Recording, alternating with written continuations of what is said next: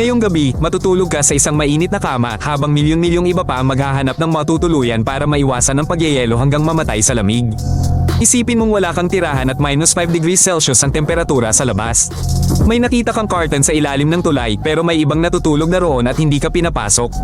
Pumunta ka sa pasukan ng isang apartment building at humiga sa malamig na sementadong sahig malapit sa radiator pero pagkalipas ng isang oras, may dumating na security guard at ibinalik ka sa lamig. Ito ang unang gabi mo sa mga lansangan at hindi mo pa alam na ganito pala ang mangyayari araw-araw, linggo-linggo, buwan-buwan hanggang sa mamatay ka. Ang mga taong walang tirahan ay nagiging hindi nakikita ng mga ordinaryong tao pagkatapos lamang ng ilang linggong pamumuhay sa mga lansangan. Libo-libong dumadaan sa kanila araw-araw, tinititigan sila, tumatawid sa kalye para iwasan sila at pinipigilan ang kanilang mga ilong sa amoy. Walang tumitingin sa kanila ng diretso, walang bumabati, walang nagtatanong kung kumusta sila. Para sa lipunan, hindi na sila tao at nagiging basura na lamang sa lungsod. Ang isang taong walang tirahan ay maaaring humiga sa bangkita buong araw sa sentro ng lungsod at 10,000 katao ang dadaan ng hindi man lang humihinto para tingnan kung sila ay buhay pa. Araw-araw, ang mga taong walang tirahan ay gumugugol ng 6 na oras para lamang makahanap ng makakain at lugar na mapaglilibangan. Naghahalungkat sila sa mga basurahan malapit sa mga supermarket, naghahanap ng mga expired na pagkain na itinatapon ng mga tindahan pagkatapos magsara, ngunit ligtas pa rin kainin ng walang food poisoning. Ang mga soup kitchen ay bukas lamang ng 2 oras sa isang araw at may mga pila na hanggang 100 tao, marami ang hindi man lang nakakakuha ng pagkain at nananatiling gutom hanggang kinabukasan. Ang mga pampublikong banyo ay sarado sa gabi, hindi pinapayagan ng mga kafe, kaya't sa mga pasukan at parke lamang sila naiwan kung saan nanganganib silang bugbugin o arestuhin. Kapag bumaba ang temperatura sa minus 10 degrees Celsius, 5 beses na tumataas ang bilang ng mga namamatay na walang tirahan kumpara sa tag-araw. Natutulog sila ng nakasuot ng 5 patong ng maruruming damit at tinatakpan ang kanilang mga sarili ng dyaryo at curtain, ngunit hindi nito napipigilan ang pagyayelo ng kanilang mga daliri sa kamay at paa.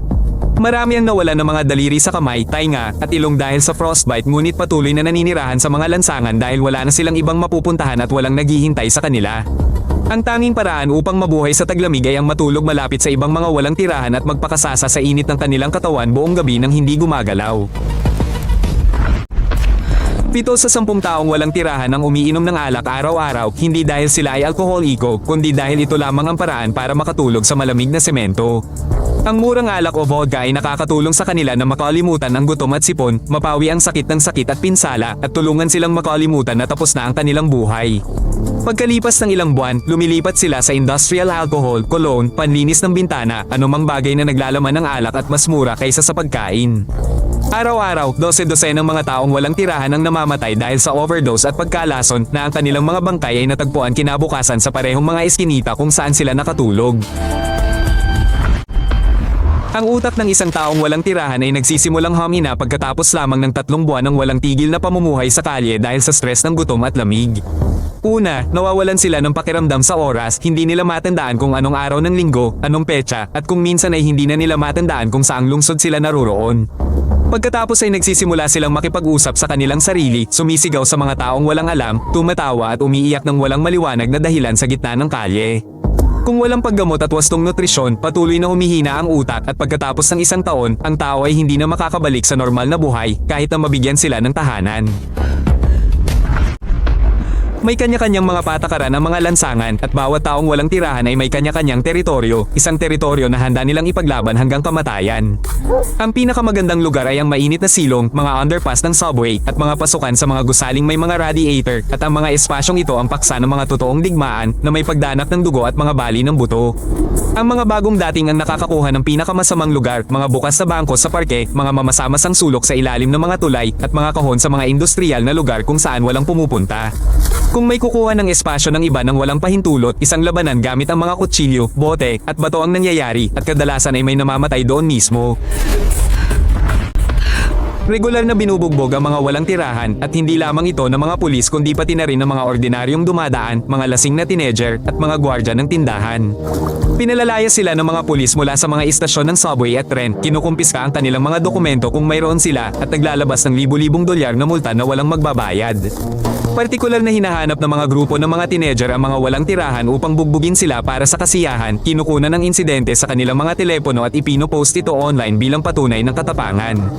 Halos Halos walang mga walang tirahan ang naguulat na binubugbog sila dahil alam nilang hindi sila paniniwalaan at maakusahan ng kalasingan. Ang karaniwang taong walang tirahan ay nabubuhay lamang ng 47 taon, 30 taon na mas maikli kaysa sa karaniwang taong may bahay at trabaho.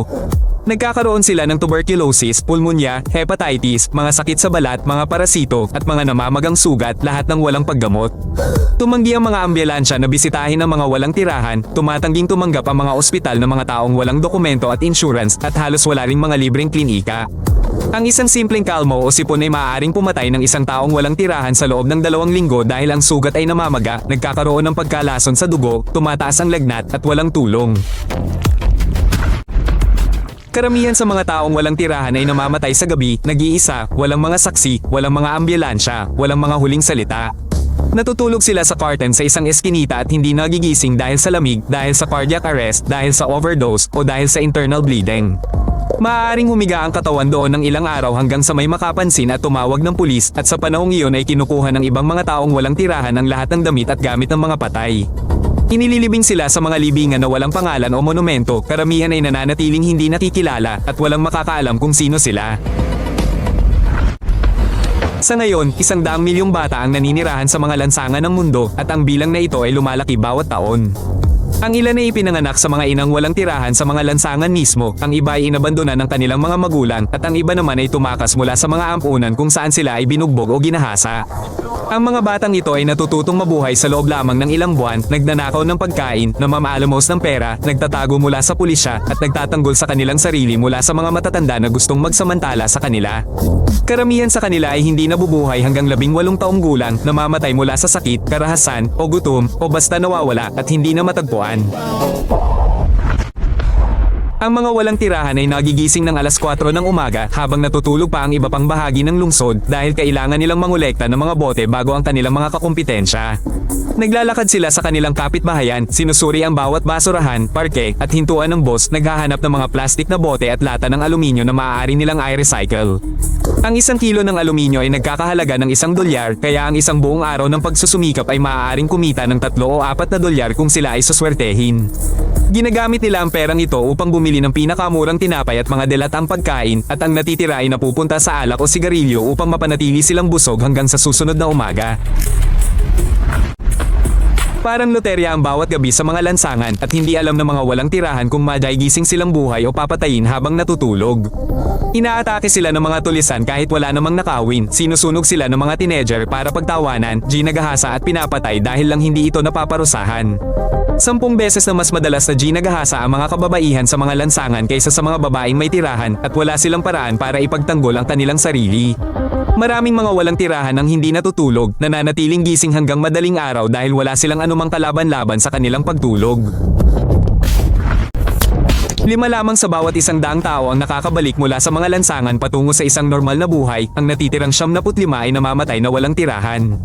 Para umupa ng kwarto, kailangan mo ng pera para sa unang buwan at deposito, mga dokumento, at patunay ng trabaho, ngunit ang isang taong walang tirahan ay wala nito. Para makahanap ng trabaho, kailangan mo ng rehistradong address, malinis na damit, at kakayahang maglaba araw-araw, ngunit para magawa ito, kailangan mo muna ng apartment.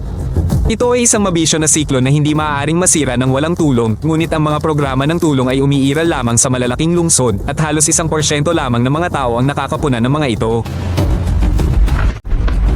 Iniisip ng karamihan na ang mga taong walang tirahan ang dapat sisihin sa kanilang sarili na sila ay mga tamad na lasenggo, ngunit ang pananaliksik ay nagpapakita ng ibang iba. 40% ang nawalan ng bahay dahil sila ay natanggal sa trabaho, 25% dahil sa diborsyo, 15% dahil sa malubhang sakit. Kahapon lamang, sila ay mga ordinaryong tao na may pamilya at sweldo, ngunit pagkatapos ay nawalan sila ng trabaho, nagkasakit, nagdiborsyo, at pagkalipas ng 3 buwan ay nawalan sila ng tirahan. Kapag ang isang tao ay nawala ng bahay, nawala ang lahat ng sabay-sabay, ang kanilang trabaho, ang kanilang mga kaibigan, ang kanilang mga dokumento, ang kanilang respeto sa sarili, at halos imposibleng makabalik. Bawat taon, 1 milyong taong walang tirahan ang namamatay sa buong mundo, 3,000 namamatay araw-araw, 120 namamatay bawat oras. Sa taglamig, namamatay sila dahil sa lamig, sa tag-araw dahil sa init at dehydration, at sa buong taon dahil sa sakit, karahasan, at labis na dosis ng alkohol at droga. Ang karaniwang taong walang tirahan ay nabubuhay sa mga lansangan ng 3 hanggang 5 taon bago mamatay, ngunit ang ilan ay nabubuhay ng mga dekada, unti-unting lumalala ang kalusugan at katinoan. Bawat isa sa kanila ay anak ng isang tao, kaibigan ng isang tao, bawat isa ay may kanya-kanyang kwento at pangarap, ngunit tinalikuran sila ng lipunan at tuluyan silang nawala. Kung nakita mong pawili-wili ito, mag-subscribe para hindi mo makaligtaan ang mga bagong episode. Pinapanatili namin itong maikli at diretso sa punto.